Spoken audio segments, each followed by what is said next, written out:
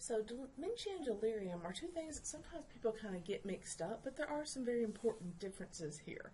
Dementia is going to be a progressive condition that has intellectual function declining and becoming severely impaired. And this often is also accompanied by some emotional and behavioral changes as well. The intellectual components include impaired memory, reasoning, problem solving, language, cognitive skills, things like that.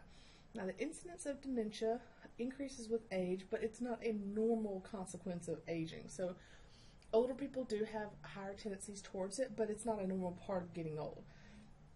There's quite a few pathological causes of dementia, and one of the biggest ones that most people are familiar with is going to be Alzheimer's disease. But you also have a multi-infarct dementia and frontotemporal dementia. So with Alzheimer's, it's going to be characterized by a presence of amyloid deposits in the brain and degeneration of the microtubules of the cerebral neurons.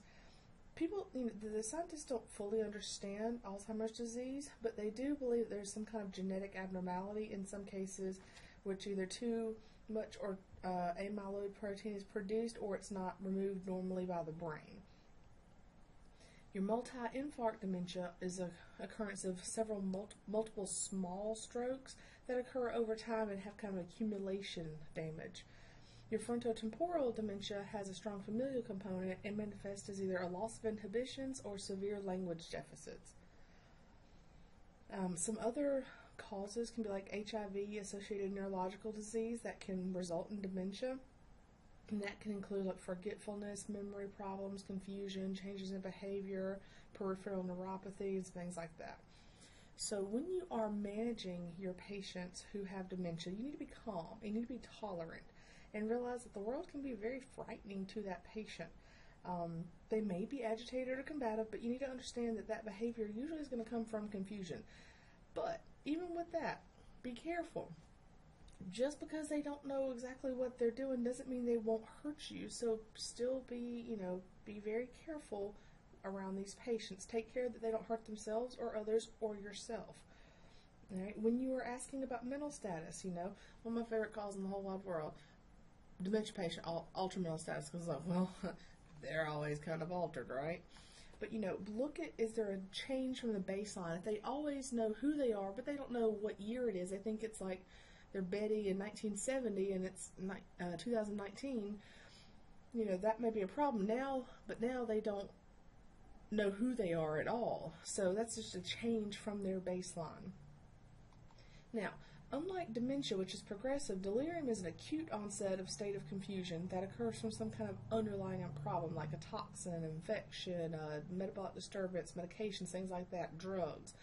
Right? It is more prevalent in elderly patients with renal failure and heart failure, but it can, happen anytime or to any person. Delirium tends to affect the patients less in the morning and it gets worse in the evening time. They may have delusions or hallucinations. They may be frightened. In addition to protecting them from harm and reassuring them, you need to transport them to find the underlying cause. Now, one thing that you may be thinking of with delirium, excited delirium, and this is probably one that you're more commonly known as or familiar with, and this is a state of delirium accompanied by your agitated combative behavior, and this is usually going to involve the law enforcement. And if they're not there when you get this call, you need to call them. Okay, these patients can hurt you very badly. Your excited delirium syndrome is associated with cocaine and methamphetamine use as well as other drugs. They don't really understand exactly how it works, but it's been implicated in several deaths and people who are in custody of law enforcement when it happens. So what they think happens is it involves a deregulation of the dopamine transport system of the brain, and this results in excessive dopamine activity. So they're going to have unusual pain tolerance, tachypnea, sweating, unusual strength, lack of tiring. Some death can occur very quickly and is usually more associated with just asystole rather than ventricular fibrillation like most initial cardiac arrest. These patients can be very difficult to restrain, and they may need chemical restraints or taser or something else like that. If that occurs, they need to be transported for treatment with any associated injuries. Okay, I had a patient a couple of years back who he was kind of twitchy and acting weird, but he was compliant. He wanted to go to the hospital, so we got him on a stretcher. He helped us buckle himself in. Not anything really unusual. But for whatever reason, we were about 1.5 miles, 2 miles from the hospital, so the police officer was going to ride with us just to be on the safe side. So we get going down the road, and I asked him, I was like, hey, can I take your blood pressure? And he's like, yeah. He reached his arm out, so I went to go put the blood pressure cuff on him, and he grabbed my arm and chomped down on the inside of my elbow like it was a country ham. And he was hungry, and he would not let go. And so I kind of spazzed. I was like, let go of me. And the police officer kind of spazzed, and so I thought he was going for his gun. I'm like, no gun, because I'm here across from you. He was in the CPR seat. I was in the bench seat. But he finally let go of my arm, and the police officer ended up tasing him because he went bananas. He's like a switch flipped, and he went from twitchy but complacent and fairly calm to spazzing out and just in a rage. And so we get to the hospital, and it took me, which I'm not a small person, the police officer, my partner, who is like 6'3", 325 pounds, country fed, to get him out of that ambulance without tipping him off of the stretcher.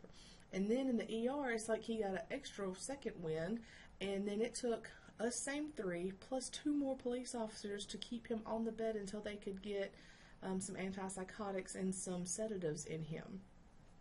Now this fella that was giving us so much problems, he was like 5'9", maybe 150 pounds soaking wet. So he was small, but he about whooped our tails. When we got done, man, felt like I just worked an hour-long code by myself.